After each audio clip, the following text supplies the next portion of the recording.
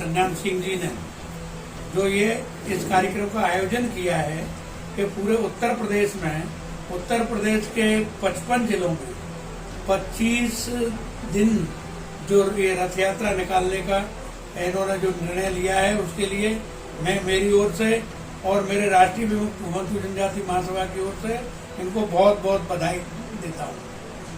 हमारा मुख्य उद्देश्य है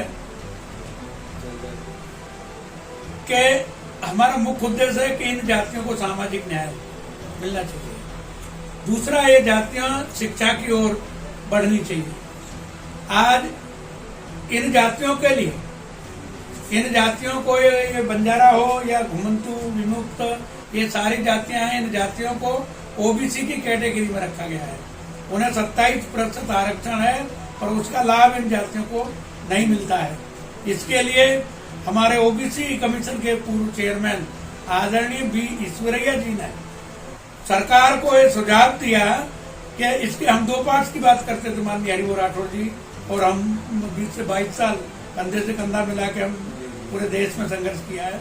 तो 2 पार्ट्स की बात करते थे। देश के 9 राज्यों में ये ओबीसी का डिवाइडेशन है और ये 9 राज्यों के पैटर्न पर, और महाराष्ट्र उसमें से एक महाराष्ट्र भी है कि जहां ओबीसी का, ये डीएनटी का बहुत बड़ा विकास हुआ है कि लोग 11% आरक्षण इनको अलग से दिया गया है। उसमें डॉक्टर, इंजीनियर, आईएएस, आईपीएस भी हमारे बने हैं और उसमें भी 3.5% आरक्षण ये स्पेशल कोटा बंजारा समाज का है। उसमें समाज का भी काफी विकास हुआ है।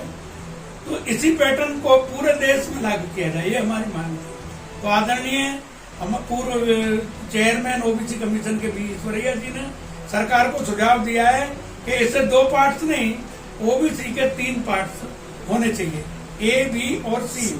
ए में उन्होंने इन्हीं जातियों को रखा है जो पिछली पंक्ति में बैठा, जिसे कोई नहीं पूछ रहा, उनको ए में रखा है, उन्हें 9% आरक्षण। बी में उन्होंने मोस्ट बैकवर्ड क्लास, पिछड़ा वर्ग, उनको 9% आरक्षण। सी में उन्होंने ओबीसी को रखा है, उसको 9% आरक्षण। ये आरक्षण का आपको उस पर है, हमारी भारत सरकार ने, आदरणीय हमारे प्रधानमंत्री नरेंद्र भाई मोदी जी ने और उस समय के राष्ट्रपति हमारे कोविंद जी ने, इन्होंने उस पर एक कमीशन बैठा दिया है, उसका नाम रोहिणी कमीशन है। और रोहिणी मैडम आंध्र प्रदेश से हैं, दिल्ली हाई कोर्ट की रिटायर जस्टिस है, वो उनकी चेयरमैन है।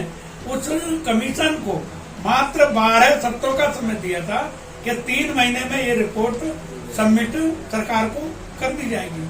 आज बड़े दुख के साथ मुझे कहना पड़ रहा है, और ये बहुत बड़ी विडंबना है कि शोषित, वंचित, पीड़ित लोगों के साथ जो एक मजाक बन रहा है कि इनको 3 महीने के बजाय 5.5 से 6 वर्ष उसको समय पर तारीख पर तारीख दी जा रही है। अभी फिर उसको 31 ये दे दिया गया है जुलाई रिपोर्ट सबमिट करने के लिए।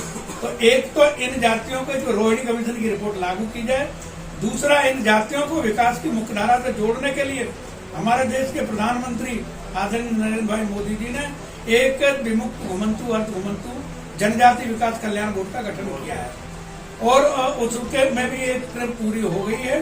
उस विकास बोर्ड को भारत सरकार कम से कम 20,000 करोड़ रुपए के फंड का प्रावधान करे और उसमें चेयरमैन उस विषय के जानकार व्यक्तियों को उसमें बैठाला जाए जो विमुक्त, घुमंतू, अर्ध घुमंतू जनजातियों के दुख दर्द को समझता हो। ये हमारी मांग है। धन्यवाद।